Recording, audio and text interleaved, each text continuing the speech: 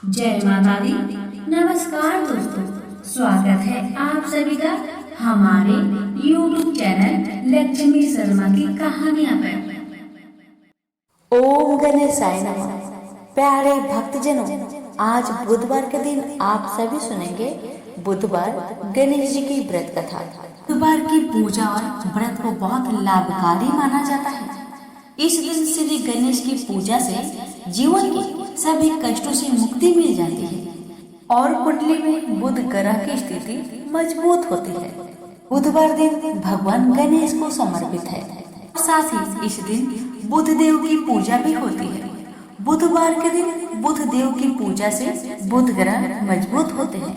और अगर आप बुधवार का व्रत करना चाहते हैं तो किसी भी महीने के शुक्ल पक्ष के बुधवार से आप व्रत आरंभ कर सकते हैं। बुधवार का व्रत संकल्प लेने के बाद कम से कम 21 या फिर 45 बुधवार का व्रत जरूर करें। तो आइए श्रवण करें बुधवार की व्रत कथा। एक बार एक मेढक और मेढकी तालाब में साथ रहते थे।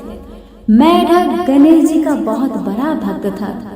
वह हर रोज गणेश जी की पूजा करता था।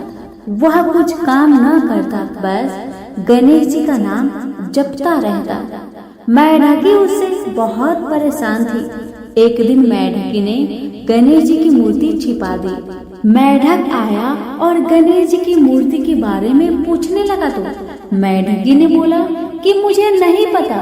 एक दिन एक औरत उनके तालाब के पास आई और उसने अपने मटके में पानी भरने लगी। जैसे ही उसने पानी भरा वैसे ही मेढक और मेढकी उसके मटके के अंदर चले गए। घर जाकर उस औरत ने पानी गैस पर रख दिया। मेढक और मेढकी भी साथ में जलने लगे।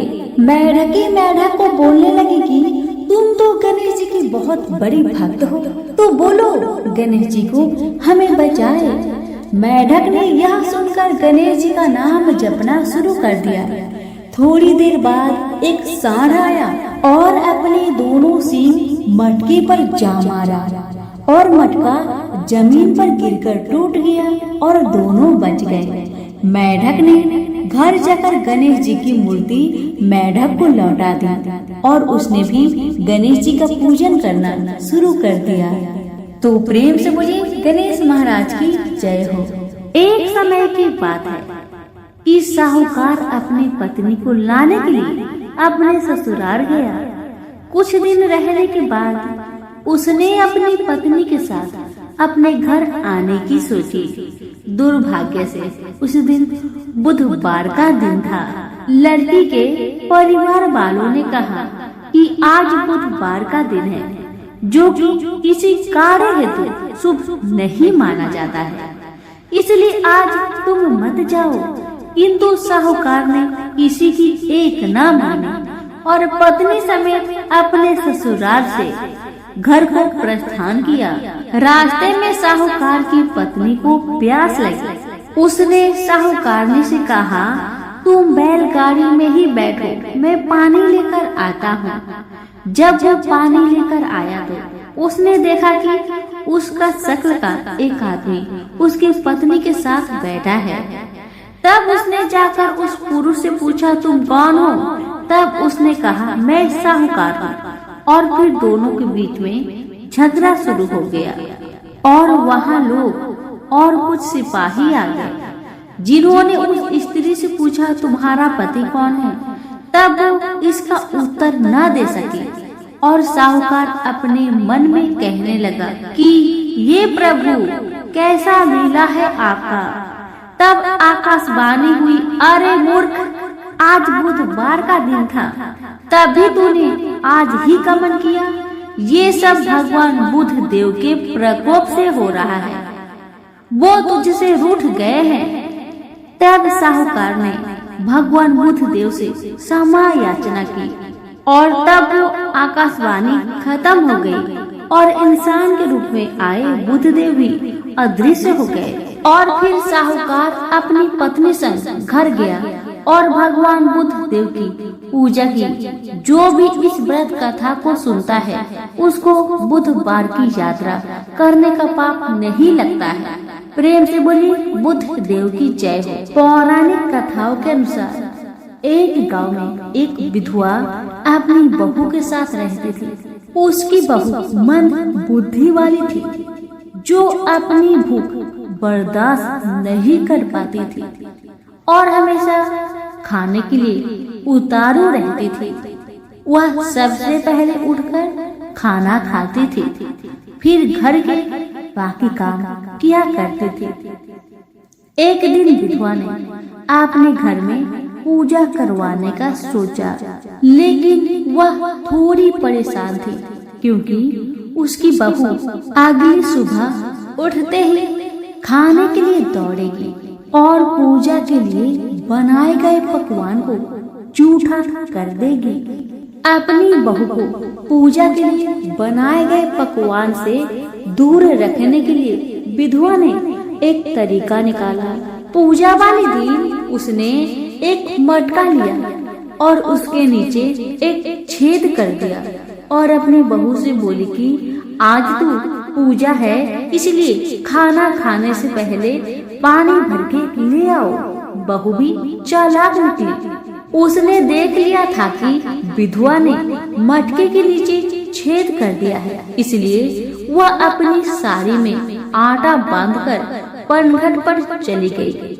वहां उसने आटा निकाला और कुएं के पानी के मदद से बाटियां बनाने लग गई। कुएं के पास ही एक शमशान था जहां चीता जलाई जा रही थी। बहू ने उसकी आंच में अपनी बाटियां सेक ली। उसकी बाटियां सूखी थी तो वह पास में ही गणेश भगवान का एक मंदिर था। बहू वहां पर चली गई जहां गणेश जी को किसी ने चोला चढ़ाया हुआ था। उसने देखा कि गणेश जी की तोंद पर घी लगा हुआ है। उसने उस घी को अपनी बाटी पर लगा लिया और उसका भोग गणेश जी को लगाकर वह बाटी खा ली और बहू घर वापस चली आई। बहू की इस हरकत पर गणेश जी को बहुत गुस्सा आया और उन्होंने गुस्से में अपने नाक पर उंगली चढ़ा लिया। जब गांव वाले ने देखा कि गणेश जी ने अपने नाक के ऊपर उंगली चढ़ा लिया है तो उन्हें मनाने के लिए बहुत जद्दोजहद किया गया, लेकिन गणेश जी ने अपनी उंगली वापस नहीं उतारी। जब यह बात राजा को पता चली तो राजा ने बड़े बड़े पंडितों और ज्योतिषियों को बुलवाया और हवन करवाया, लेकिन गणेश जी फिर भी नहीं माने। सब बहुत चिंतित थे। राजा ने पूरे गांव में यह ऐलान करवा दिया कि जो भी इंसान गणेश जी की नाक पर से उंगली हटाने में सफल होगा उसे इनाम के तौर पर 5 गांव दिया जाएगा। गांव के सभी लोग गणेश जी को मनाने आए, लेकिन गणेश जी किसी से भी न माने और अपनी उंगली नाक पर चढ़ाए रखे। अंत में विधवा की बहू बोली कि अगर सब उसे आज्ञा दे तो वह गणेश जी की उंगली हटा सकती है। उसकी बात सुनकर उसकी विधवा सासू माँ हंसने लगी और बोली कि जब बड़े बड़े विद्वान कुछ नहीं कर पाए तो वह कैसे गणेश जी को मना पाएगी। तब किसी ने बोला कि जब सब लोगों को मौका मिला तो उसे भी एक मौका मिलना चाहिए। फिर सभी लोग बहू को एक मौका देने के लिए मान गए, लेकिन बहू ने एक शर्त रखी। उसने कहा कि उसके घर से लेकर मंदिर तक पर्दा बांध दी जाए। सब लोगों ने सोचा कि इतना तो हो ही चुका है तो पर्दा बांधने में क्या जाता है। बहू के कहे अनुसार उसके घर से लेकर मंदिर तक पर्दा लगाया गया। बहू ने अपना दिमाग लगाया और वह अपने साड़ी की आंचल में मोगली छिपाकर मंदिर चली गई। अब बहू ने मंदिर में जाकर गणेश जी से बोला कि मैंने आपके तोंद से जरा सा घी क्या ले लिया। आपने अपने नाक पर उंगली चढ़ा ली। अब आप नाक पर से उंगली हटाइए या दूं एक मोगरी की, अभी आपके टुकड़े टुकड़े हो जाएंगे।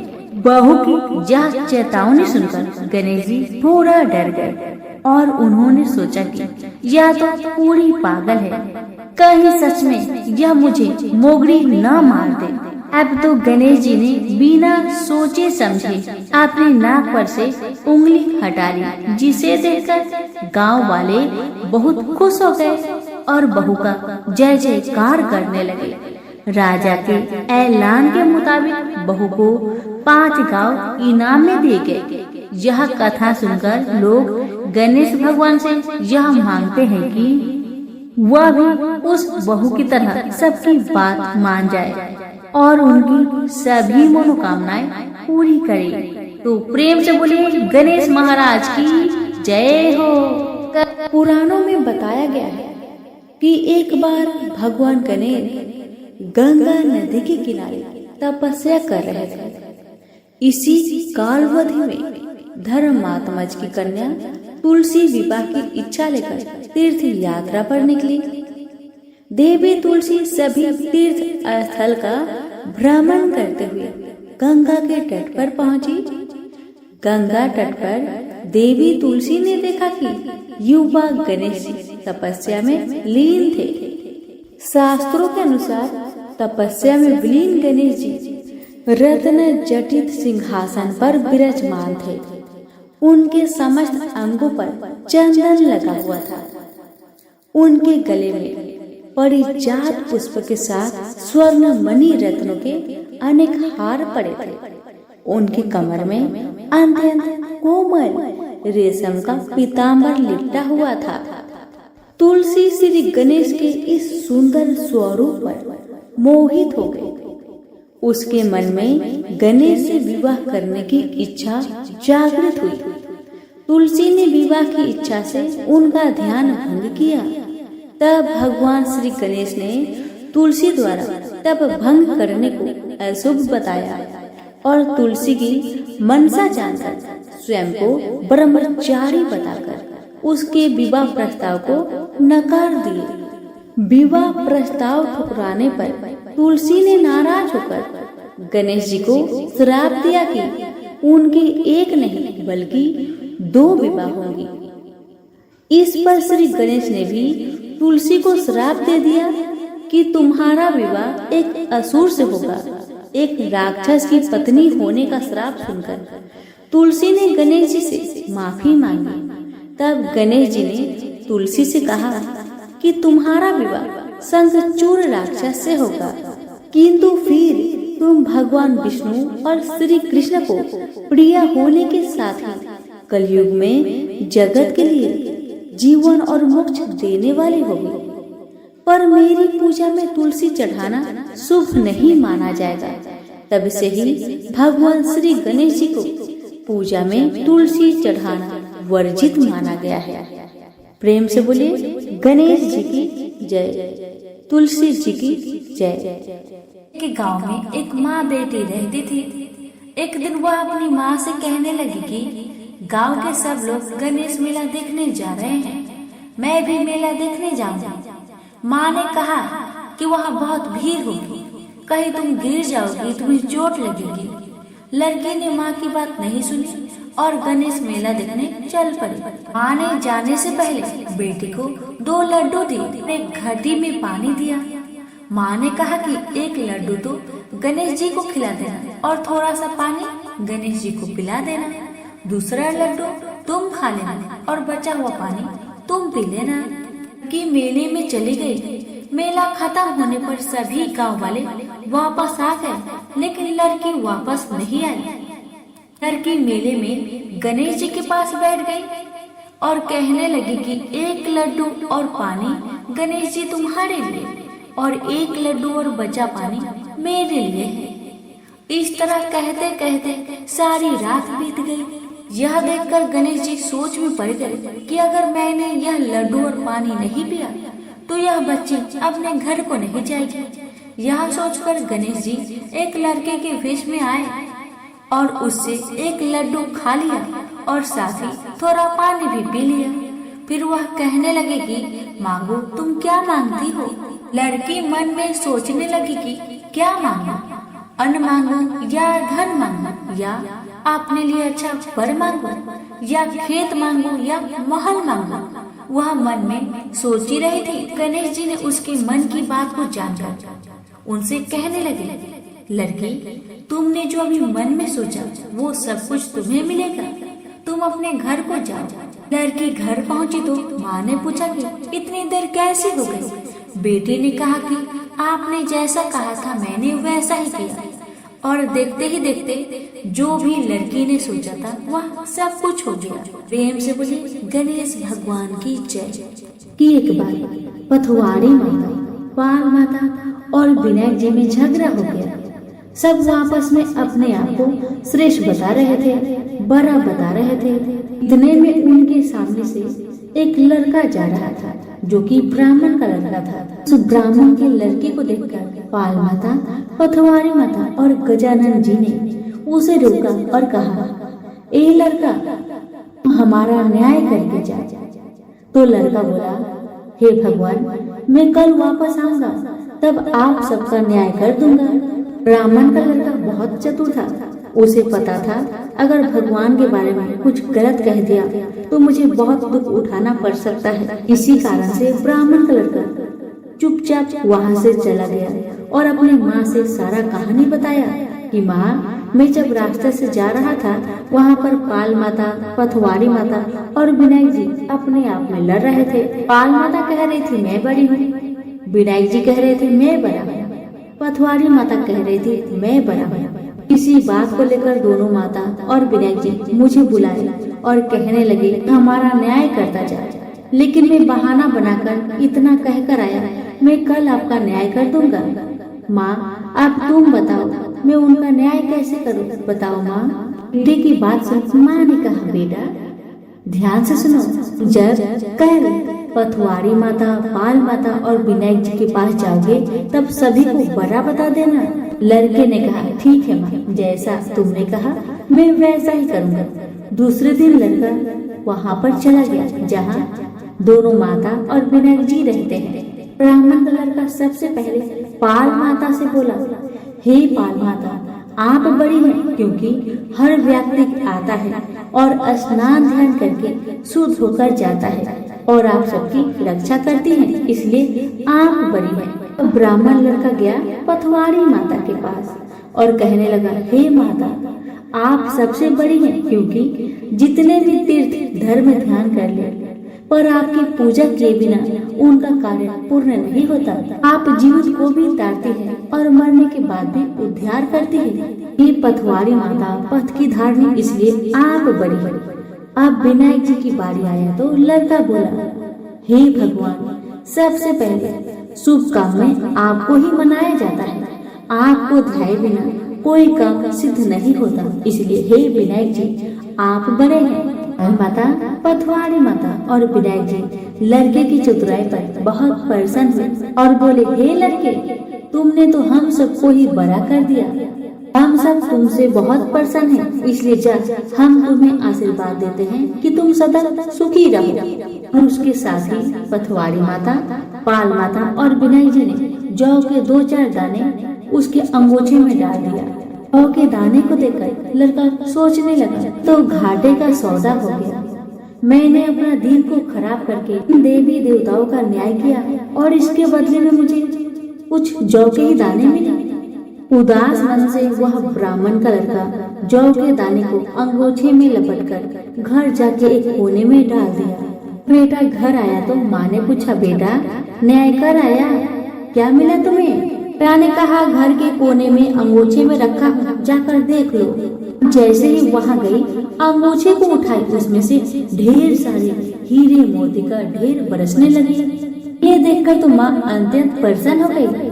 माँ ने बेटे को बुलाया और कहा, बेटा आज तो पाल माता, पथवारी माता और विनायक जी आज तो हम पर प्रसन्न हुए हैं। माँ बेटी बहुत प्रसन्न हुए। हे भगवान, हे पाल माता, हे पथवारी माता, हे विनायक जी, ऐसे आपने ब्राह्मण के लड़के को दिए, वैसे सबको देना। कहानी कहने वाले, सुनने वाले, हुकार भरने वाले को सुख समृद्धि धन खाने देना।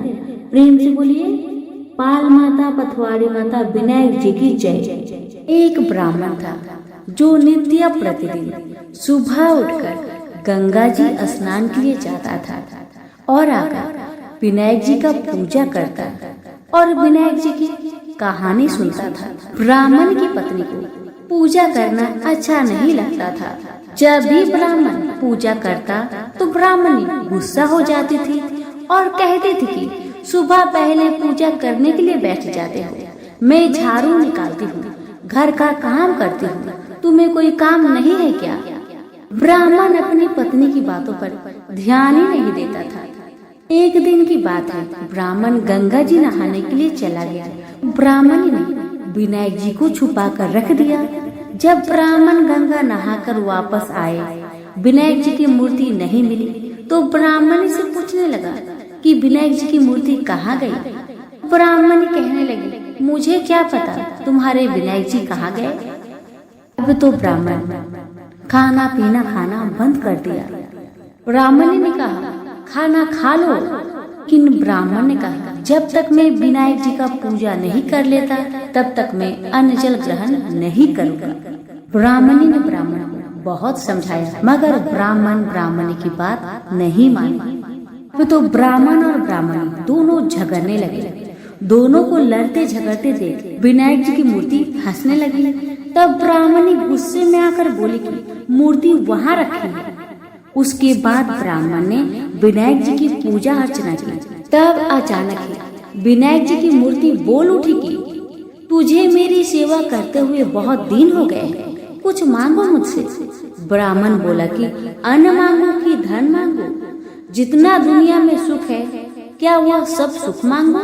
तब विनायक जी ने सारा सुख, धन, अन्न सब ब्राह्मण को दे दिए। ब्राह्मण मूर्ति को मंदिर में रखकर पूजा अर्चना करने लगा। ब्राह्मण को इतना अन्न धन मिलने से उसकी भी पूजा करने की श्रद्धा जाग उठी और वह भी ब्राह्मण को बोलकर मूर्ति घर में रखवाई और खूब प्रेम से गणेश महाराज की पूजा करने लगे। हे विनायक जी महाराज, जैसा सुख अपने ब्राह्मण को दिया वैसा सुख सबको देना। विनायक जी की कहानी कहने वाले, विनायक जी की कहानी सुनने वालों और हुक्कार भरने वालों को और पूरे परिवार को देना। तो बोलो गजानंद गणेश जी महाराज की जय, विनायक जी महाराज की जय। विनायक जी और देवरानी जेठानी की कहानी। दो देवरानी और जेठानी थी। देवरानी के पास बहुत धन था लेकिन जेठानी बहुत गरीब थी। जेठानी गणेश जी की बहुत आराधना करती थी। वह अपनी देवरानी के घर आटा पीसने जाती थी। जिस कपड़े से वह आटा छानती उसी कपड़े को वह अपने घर को लाकर पानी में घोलकर अपने पति को पिला देती थी। एक दिन देवरानी के लड़के ने देख लिया और अपनी माँ से बोला कि माँ, ताई यहाँ से आटा का कपड़ा ले जाकर ताऊ जी को घोलकर पिला देती है। देवरानी की बात सुनकर बहुत गुस्सा हुई जेठानी और गुस्से में बोली कि मेरे घर से आटा छानने के बाद कपड़ा यहीं पर रखकर हाथ धोकर जाए। वह ऐसा ही करने लगी। लेकिन जब वह घर जाती तो उसका पति बोलता कि मुझे आटा घोलकर दे, मुझे बहुत भूख लग रही है। जेठानी ने बोला कि आज उसने आटा छानने का कपड़ा रख लिया। तब उसका पति गुस्से में आकर उसको मारने लगा। उस रात वह गणेश जी करते हुए सो गई। गणेश जी आए और उन्होंने पूछा क्यों सो रही है? वह बोली कि मेरी देवरानी के आटा छानने को कपड़े लाकर मेरे पति को घोलकर पिला दी थी। आज उसने कपड़ा रख लिया, इसलिए आज मैं अपने पति को आटे के घोल पिला नहीं सकी, इसलिए मेरे पति ने मुझे मारा। गणेश जी ने कहा कि मैं घर घर से तिलकुट्टा खाकर आया हूँ, इसलिए मुझे शौच जाना है। कहाँ पर जाऊँ बताओ? उसने कहा कि महाराज बहुत जगह पड़ी है, कहीं पर भी चले जाओ। गणेश जी शौच करके वहाँ से चले गए। थोड़ी देर बाद जब उसने उठकर देखा कि सारा घर तो हीरे से जगमगा रहा है, वह धन को इकट्ठा करने लगी। तो देवरानी के घर जाने में देर हो गई। देवरानी ने लड़के को भेजा कि देखकर आओ, आज ताई क्यों नहीं आई। लड़के ने आकर देखा कि ताई के घर में तो बहुत सारा धन हो रहा है। उसने जल्दी जाकर अपनी माँ को बताया। देवरानी दौड़ी दौड़ी आई और पूछा कि तेरे यहाँ इतना धन कहाँ से आया। तब जेठानी ने सारी बात बता दी। इतनी बात सुनकर देवरानी घर पर आई और अपने पति से बोली कि मुझे भी लकड़ी से मारो। जेठानी के पति ने उसे लकड़ी से मारा था। उसके घर बहुत धन हो गया। उसका पति बोला कि तू धन की भूखी क्यों मार खाती है, लेकिन वह नहीं मानी। उसके पति ने उसे खूब मारा। वह सारा मकान खाली करके गणेश जी का नाम लेकर सो गई। गणेश जी आए और बोले कि घर घर से तिलकुट्टा खाकर आया हूँ, इसलिए मुझे शौच जाना है, मैं कहाँ पर जाऊँ। तब वह बोली कि महाराज, मेरे तो बहुत बड़ा मकान है, कहीं पर भी चले जाओ। गणेश जी शौच करके वहाँ से अंतर ध्यान हो गए। थोड़ी देर बाद उठकर देखी तो उसने देखा कि घर में बहुत सारा पूरा कचरा रखा हुआ है। यह देखकर वह बोली कि महाराज, आपने तो मेरे साथ छल किया है। जेठानी को इतना सारा धन दे दिया और मुझे पूरा करकट दे दिया। अब गणेश जी वहाँ आए और बोले कि तू धन की भूखी मार खाई, वह धर्म की भूखी। देवरानी बोली कि महाराज, ये सब पूरा कचरा समेटो, मुझे तो धन नहीं चाहिए। तब गणेश जी ने कहा कि तेरे पास जितना धन है उसमें से आधा जेठानी को दे दे, तब यह पूरा कचरा समेट लूंगा। देवरानी ने जब अपने धन में से आधा धन जेठानी को दिया, तब गणेश जी ने अपनी सारी माया समेटी। हे गजानन गणेश जी महाराज, देवरानी को दिया वैसा किसी को मत देना, जेठानी को दिया वैसा सबको देना। विनायक जी की कहानी कहने वालों को, विनायक जी की कहानी सुनने वाले को, पुकार देने वाले को और पूरे परिवार को देना। प्रेम से बोली गणेश भगवान की जय। बहुत समय पहले की बात है। किसी गांव के बाहर एक बरगद का पेड़ था, जिसके पास गणेश जी का छोटा सा मंदिर था। गांव में और मंदिर नहीं थे, इसलिए सब लोग इसी मंदिर में आकर पूजा किया करते थे। गांव में एक भिखारी भी रहता था। भीख मांगना ही उसका काम था। गांव छोटा सा था। भिखारी को काफी भीख नहीं मिलती थी, इसलिए यह और कोई उपाय न देखकर मंदिर के दरवाजे पर बैठने लगा। सोचने लगा कि लोग यहाँ धर्म करने आते हैं और नहीं तो सही पेट भरने लायक भीख तो मिल जाया करेगी। भिखारी दिन भर मंदिर के दरवाजे पर बैठा रहता और जब वहाँ किसी को आते देखता तो शिव शिव रटने लगता। इस तरह बेचारा दिन भर गणेश जी और शिव जी का नाम जपता रहता था, मगर शाम तक उसे भीख मिलती थी। फिर 2-4 मुट्ठी अन्न और कुछ फल मूल और कभी कभी 4-6 पैसे मिलते थे। भला इतनी थोड़ी आमदनी से किसी की गुजर कैसे हो सकती है। फिर भिखारी को अपना ही नहीं बल्कि अपनी बेटी की भी चिंता करनी पड़ती थी। उसकी बेटी का नाम था कमला और वह बड़ी चतुर और बड़ी समझदार थी, मगर चतुराई और समझदारी से तो पेट की आग नहीं बुझती, उसे तो भोजन चाहिए। इसलिए कमला कभी कभी अपने बाप को भोजन पाने के लिए तंग करने लगती थी। उस वक्त भिखारी के दिल पर बड़ी चोट लगती, उसकी आंखें भर आती थी। वह चिंता के समुद्र में डूब उतरने लगता था। गर्मी के दिन थे, दोपहर का समय था। ऊपर आसमान और नीचे धरती धक धक जल रही थी। चारों तरफ सन्नाटा छा रहा था। ऐसे ही समय में महादेव पार्वती लोगों का सुख दुख देखने इस संसार में आए। चलते चलते वे उसी गांव में पहुंचे और गणेश जी के मंदिर के सामने से निकले। भिखारी उन्हें आते देख ओम नमः शिवाय, ओम नमः शिवाय की रटने लगा। भिखारी की यह हालत देख पार्वती जी को बड़ी दया आई। उन्होंने महादेव जी से कहा, भगवान इस भिखारी की तरफ भी तो देखिए, बेचारा कितना दुखी है। देखिए तो कितने प्रेम से आपका नाम जप रहा है, और आप भगवान कितने कठोर है। आपको क्या इस भिखारी पर दया नहीं आई? मैंने सुना था कि लोग बड़े पापी हो गए हैं, वो देवताओं का पूजा नहीं करते, मगर नहीं, आज मुझे मालूम हुआ कि इसमें उनका कोई अपराध नहीं, सब तो देवताओं का अपराध ही है। इसी भिखारी को ले लीजिए, बेचारा को आपका नाम लेते लेते बरसों बीत गए, इतने पर भी अभागा पेट भर भोजन तक नहीं पाता। जब देवता ही ऐसे कठोर हो जाएंगे, तब कोई काहे उनकी पूजा करेगा। महादेव जी को पार्वती जी की बात लग गई। भगवान बोले, देवी आप असल बात क्या है नहीं जानती, और आप जान भी नहीं सकती, क्योंकि आपका हृदय ही इतना कोमल है कि मैं कहता हूँ देवी, आप जिद ना करें, जो हो रहा है उसे होने दीजिए। देवी ने एक ना सुना तो भगवान ने कहा, ठीक है, तो मैं आज इस भिखारी के लिए कुछ बंदोबस्त करा देता हूँ, जिससे इस भिखारी का दुख दूर हो जाएगा। इतना कहकर महादेव जी पार्वती जी के साथ मंदिर में पहुँचे। माता पिता को आते देख गणेश जी उठकर खड़े हो गए। उन्होंने बड़े प्रेम से माता पिता को प्रणाम किया। महादेव जी ने गणेश जी को आशीर्वाद दिया और कहा, देखो बेटा, यह भिखारी बरसों से तुम्हारे द्वार पर बैठा है, मेरा नाम जपा करता है, मगर तुमने अब तक इस पर दया क्यों नहीं किया?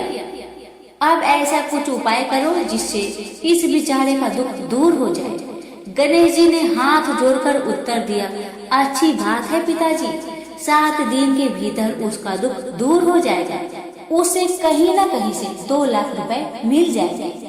गणेश जी का उत्तर सुनकर महादेव पार्वती आगे को चल गए। इसी समय एक बनिया मंदिर में पूजा करने आया था। वह आड़ में छिपा छिपा महादेव जी और गणेश जी की बातें सुन रहा था। उसने सोचा, ये तो बहुत अच्छा मौका है, यदि थोड़ी चतुराई से काम लूं तो सहज ही 2 लाख का मालिक में हो सकता हूँ। वह बड़ी खुशी से भिखारी के सामने पहुँचा और उसे प्रणाम कर एक तरफ बैठ गया। भिखारी को आज तक किसी ने प्रणाम नहीं किया था, न कोई उसके पास आकर बैठा ही था। बनिए के इस काम से भिखारी ने समझा कि यह बेशक कोई भला मानुष है। वह मन ही मन प्रसन्न हुआ और बनिए से बोला, बाबा आप बहुत दयालु जान पड़ते हैं, ये मेरे पास आने की कृपा क्यों कर हुई? आप नहीं जानते मैं गरीब भिखारी हूँ। बनिए को तो अपना मतलब गांठना था। मीठेपन से बोला, आप भिखारी है? कौन कहता है कि आप भिखारी है? मुझे अच्छी तरह मालूम है कि आप एक पहुँचे हुए महात्मा हैं और आपके दर्शन से लोगों के पाप दूर हो जाते हैं। मैं भी आपके दर्शन करने चला आया हूँ। मुझे आपसे कुछ पूछना है, यदि आज्ञा दो तो पूछो। भिखारी खुशी से बोला, पूछिए। बनिया बोला, भला दिन भर आपको कितनी भीख मिल जाती है? भिखारी बोला, भाई मिलने की क्यों पूछते हो, यहाँ तो पेट की भी लाले पड़े रहते हैं। रोजाना 2-4 मुट्ठी अन्न मिल जाता है, कभी 2-4 पैसे भी मिल जाते हैं, किसी तरह दिन काट लेता हूँ। बनिया कहने लगा, राम राम, आप जैसे महात्मा और यह कष्ट, इस गांव के आदमी भी क्या आदमी है? आपकी थोड़ी सी सहायता नहीं कर सकते? आप कैसे यह कष्ट सह लेते हैं? मुझे तो आप पर बड़ी दया आती है। मेरे जी में आता है कि मैं आपकी कुछ सेवा करूं, पर कहने में डर मालूम होता है। भिखारी बोला, आप मेरी सहायता कर सकते हैं? अब बनिया हंसते हुए बोला, मेरी इतनी हैसियत कहाँ है जो आपकी कुछ सेवा कर सकूं, मगर एक बात है, आज से 7 दिन तक आपको जो कुछ भी मिले वह मुझे दे दीजिए, बदले में आपको मैं 100 रुपया दे दूंगा। 100 रुपये के नाम सुनते ही भिखारी मारे खुशी के उछल पड़ा। उसने सोचा, अगर 100 रुपये मिल जाए तो क्या कहना, यहाँ तो 7 दिन में 7 आने के सामान भी न मिले, तब तो 100 रुपये छोड़ देना सरासर बेवकूफी होगी, पूरा गधापन है। मगर इसी समय उसे लड़की की ख्याल आ गई। उसने सोचा, अगर मैं 100 रुपया लेकर घर पहुंचा और मेरी बिटिया रानी गुस्सा करने लगी तो पहले मैं उसकी सलाह ले लेता हूँ। बस यही विचार में आते ही उसने बनिए को जवाब दिया, आपने मुझ पर बड़ी कृपा की, मगर मैं अभी कुछ नहीं कह सकता। सोच विचार करके कल कहूँगा। जब बनिया चला गया तब भिखारी ने अपनी बिटिया को बुलाया और उससे सब हाल कह सुनाया। चतुर बिटिया कमला ने फौरन समझ गई कि इसमें जरूर कोई बनिए की शैतानी है। उसने पिता से कहा, बनिया बिना फायदे के क्यों 100 रुपये देने चला? खैर कोई बात नहीं पिताजी, मैं कल उस बनिए से बातें तय कर लूंगी, मगर आप बीच में कुछ ना बोलना। उधर बनिए का बुरा हाल था। रात भर उसके पेट में चूहे उछलते रहे। बड़ी मुश्किल से सवेरा हुआ। बनिए की जान में जान आई।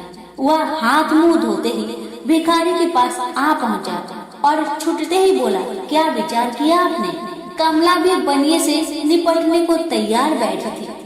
बनिए की बात सुनते ही उसने जवाब दिया, सेठ जी, हम लोगों ने विचार किया, भला 100 रुपये में क्या होता है? इतना सस्ता सौदा होना मुश्किल है, माफ कीजिए। कमला का उत्तर सुनते ही बनिए पर मानो बिजली गिर पड़ी। पर लाख रुपए के लालच छोड़ना भी कठिन था। वह 200 रुपए देने को राजी हो गया। अब तो कमला का संदेह और भी पक्की हो गया। वह समझ गई कि बनिया जरूर किसी भारी लाभ के लिए इतने रुपए देना चाहता है। उसने जवाब दिया, सेठ जी, इतना सस्ता सौदा और कहीं होता होगा? 100, 200 या 1000? 1000 में तो होता ही क्या है? जो चीज आप कौड़ियों में मोल खरीदना चाहते हैं वह लाख रुपए में भी सस्ती है। यह सुनकर बनिया बहुत घबराया, परंतु उसने अपनी कोशिश जारी रखी। मारे लोग के वह अंधा हो रहा था। उसको लोभ का भूत सवार हो गया था। उसने 100, 200 से बढ़कर अंत में 50,000 लगा दिए। अब कमला ने सोचा, इतने रुपए थोड़े नहीं होते। अब बिटिया कमला ने सोचा, इतने बड़े रकम को छोड़ना ठीक नहीं है। उसने बनिए से कहा, खैर आप नहीं मानते तो मैं ही आपकी बात मान लेती हूँ, मगर शर्त ये है कि रुपए अभी मिलने चाहिए। ये शर्तें मंजूर करने में बनिए को क्या हो जाएगा। वह खुशी खुशी घर लौटा। उसने सोचा 50,000 रुपए देकर 1 लाख लेना कुछ बुरा नहीं है। 2 लाख न सही 1.5 लाख मालिक तो बन ही जाऊंगा। आहा, मेरी तकदीर भी कितनी चोखी है। साथ ही दिन में 50,000 का लाभ हो गया। उसने घर आते ही भिखारी के पास 50,000 रुपए भेज दिए। अब बनिया हर रोज भिखारी के पास आता और उसकी दिन भर की भीख घर ले आता। इस तरह 6 दिन बीत गए। अब तो बनिए को बड़ी फिक्र हुई। 7वें दिन वह फिर गणेश जी के मंदिर में पहुंचा। उसने देखा कि आज फिर महादेव पार्वती मंदिर में पधारे हैं। बस वह दीवार से कान सटा उनकी बातें सुनने लगा, मगर यह क्या, उसका कान दीवार में चिपक गया। उसने कान छुड़ाने की बहुत कोशिश की, पर कान टसमस न हुआ। तब वह दाहिने हाथ की सहायता से कान छुड़ाने लगा। इतने में हाथ भी दीवार में चिपक गया। इधर महादेव जी ने गणेश जी से पूछा, बेटा इस भिखारी के लिए कुछ इंतजाम हुआ है? गणेश जी बोले, जी हाँ, उसे 50,000 रुपए तो दिलवा दिए हैं, बाकी के लिए बनिए को दीवार से चिपका कर रखा है। यह बनिया बड़ा लोभी कंजूस है। इसने गरीबों से एक एक के 4 वसूल कर अपना घर बनाया है। रुपए वसूल करने में इसने गरीबी पर दया नहीं की। उनके बच्चे भूखे मरते रहे, पर इसने 4 रुपए वसूल करके भी संतोष नहीं किया। इस तरह इसने 1 लाख रुपए से अपनी तिजोरी भर ली है। गरीबों के माल से यह सुख नहीं उठा सकता। अब जब तक यह भिखारी को बाकी 50,000 रुपए न देगा तब तक दीवार से चिपका रहेगा। गणेश जी की बातें सुनकर बनिए ने अपना माथा को पीट लिया। इसकी आंखें में आंसू बरसने लगे। जब उसने घर से 50,000 रुपए मंगवाया और भिखारी को दे दिए, तब कहीं दीवार से उसका पीछा छूटा। से बोलिए गणेश भगवान की जय, उमापति शंकर भगवान की जय।